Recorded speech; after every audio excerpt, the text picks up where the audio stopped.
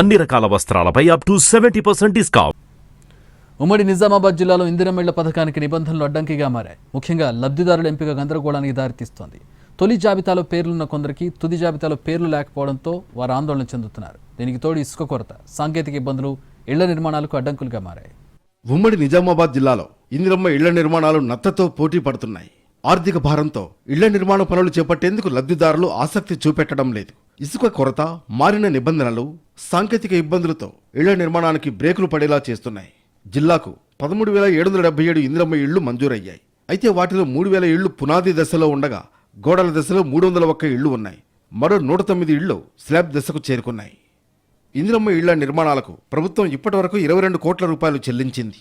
ఇందిరమ్మ ఇళ్ల కోసం దరఖాస్తు చేసుకున్న వారికి జాబితాలో పేర్లు రాగా తుది జాబితాలో పేర్లు లేకపోవడంతో చాలా చోట్ల ఆందోళనలు జరుగుతున్నాయి. లబ్ధిదారుల ఎంపికలో గందరగోళం ఇబ్బందులకు గురిచేస్తోంది. లబ్ధిదారుల జాబితాలో తమ పేర్లు లేవంటూ బీర్కూర్ పోచారం కాలనీ వాసులు ఇటీవల రాస్తారోకో చేపట్టారు. బీర్కూర్ బాన్స్వాడ పోతంగల్ ప్రధాన రహదారిపై బైఠాంచి ధర్నా చేశారు. అనర్హులకు ఇళ్లు మంజూరు చేస్తున్నారని ఆరోపించారు.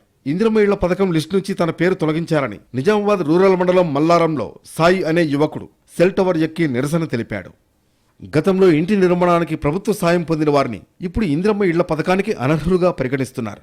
ఇలాంటి వారి విషయంలో ప్రభుత్వం సమాలోచనలు చేస్తోందని, త్వరలో మంచి నిర్ణయం ఉంటుందని రూరల్ ఎమ్మెల్యే చెబుతున్నారు. స్లాబ్ ఇళ్లలో ఫోటోలు దిగిందని కిరాయి ఇళ్లలో, దాని తర్వాత ఇంకొకటి ఏంటంటే ఈ పాత ఇందిరమ్మ ఇండ్లు పాత ఇచ్చినప్పుడు ఆ లబ్ధిదారుల కింద 5,000 10,000 వాళ్ళ అకౌంట్లో పడ్డాయని, దానివల్ల రెడ్ మార్క్ కనబడుతుంది సాఫ్ట్వేర్లో. దానికి ఓన్లీ ఎంక్వైరీ వరకు అడిగి మేము ఆపలేదు. అవి మన జిల్లాలో 1300 ఇండ్లు అట్లా రావడం వల్ల మరి ఇదంతా ఎందుకైందని చెప్పి టెంపరీగా హోల్డ్ చేసి దాని మీద ఎంక్వైరీ అవుతున్నారు. వాళ్ళు ఎలిజిబుల్ ఉన్నారు కాబట్టి 100% వాళ్ళకి ఇస్తారు. ఇప్పుడు 10 రోజుల్లో క్లారిటీ వస్తుంది. ప్రభుత్వం ప్రతిష్టాత్మకంగా చేపట్టిన ఇందిరమ్మ ఇళ్ల నిర్మాణాలకు క్షేత్రస్థాయిలో అనేక ఇబ్బందులు తలెత్తుతున్నాయి. నిబంధనలు లబ్ధిదారుల పాలిట శాపంగా మారాయి. ప్రభుత్వం సడలింపులు చేస్తే నిరుపేదల సొంతింటి కల నెరవేరుతుందన్న భావనలు వినిపిస్తున్నాయి.